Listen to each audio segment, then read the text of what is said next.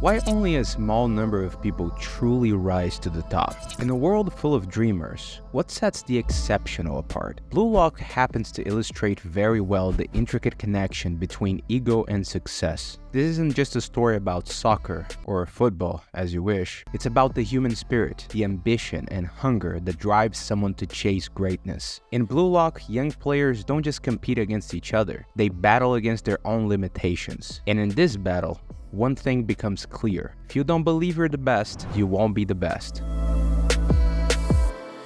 Japan, tired of being mediocre in the world of soccer, decides to rewrite its fate. Their answer? Bluelock, a radical project designed to craft the perfect striker. Someone who isn't just skilled, but who embodies the very essence of selfish ambition. Here, 300 of Japan's most promising young players are stuck into an unforgiving competition where only one will survive. Only one will rise to become the nation's hero. The interesting thing about this setting is that Bluelock challenges the very foundation of sportsmanship that other anime rely so much on. It's not about teamwork or harmony. It's about finding the one with the fiercest drive to succeed, the one who will stop at nothing to stand out. The project demands that each player abandon the idea of selflessness, urging them to embrace the raw power of their ego. This isn't about being accepted by others. It's about defying expectations, breaking through limits, and standing alone as the best player in the country. Only one player will walk out victorious, and the rest,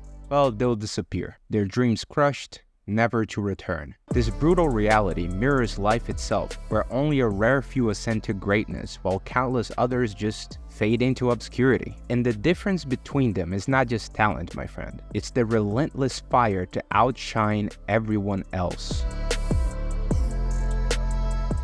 Ego, a word that often carries a negative connotation. We're taught to keep it in check, to be humble, to avoid arrogance. But Bluelock turns this idea on its head, revealing that ego, when harnessed, can be the most powerful tool for success. Ego isn't about vanity, it's about believing so deeply in your ability to succeed that you are willing to risk everything to prove it. Isagi, Bluelock's protagonist, enters the harsh world as a player who's constantly looking to support his teammates, always having in mind the importance of teamwork. However, he's actually unsure of his own greatness. In this crucible, he learns a harsh truth. To survive, talent alone isn't enough. You need the courage, the audacity to claim victory. As Isagi grows, he grapples with his own ego, understanding that it's not a flaw, it's his fuel. It's the burning desire to be more than ordinary that propels him forward. We can observe the fact that those who suppress their ego are consumed by those who embrace it. The players who shine the brightest are the ones unafraid to let their ego lead them. And it begs the question, how much of our own potential is locked away because we're afraid to let our ego take charge? How much would you accomplish if you truly believe that you are the best at what you do?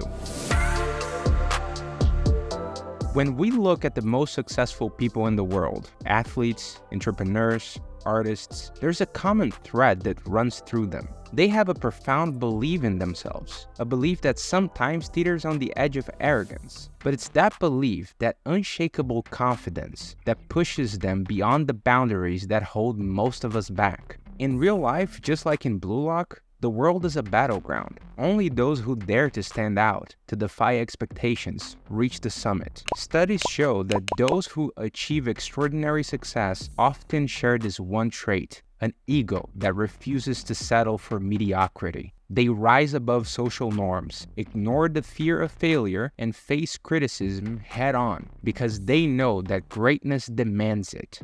Throughout Bluelock, we meet characters who embody this spirit. Some of them are driven by the need to prove their capacity to be the best, like Chigiri. Others by a deep hunger for recognition, like the self-proclaimed king, Baro. But they all share a common truth. They do not fear being called selfish. They understand that in their pursuit of greatness, the rules of modesty no longer apply.